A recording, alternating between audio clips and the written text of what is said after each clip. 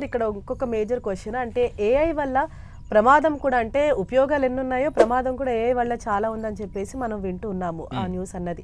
మరి ఇది ఎడ్యుకేషనల్ సిస్టంలో ఏ విధంగా వర్క్ అవుతుంది అంటారు? అంటే ఏఐ వల్ల థ్రెట్ ఉందా, లేకపోతే అది నిజంగానే హెల్ప్ఫుల్లా? రాబోయే రోజులు అసలు ఎలా ఉంటుంది?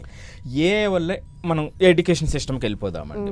మన డిస్కషన్ వెళ్ళిన వాటిని పక్కన పెట్టి, సో ఎడ్యుకేషన్ సిస్టంలో ఏఐ వల్ల ఏది చేసినా సరే ఒక పర్సంటేజ్ ఆఫ్ అప్పుడుకున్నటువంటి పరిస్థితుల ప్రకారం దానికి వ్యతిరేకతతో ఉంటుందండి. అది కాదనలేనటువంటి నిజం. ఏఐని మనం ఉపయోగించేటట్టు చేయగలిగితే, ఏ ఫ్రెండ్లీగా మన మైండ్స్ని తయారు చేయగలిగితే అద్భుతమైనటువంటి అవకాశాలు వేచి చూస్తున్నాయి. మరి ఏఐ వల్ల థ్రెట్ ఏమిటి మీరు అన్నారు చూసారా?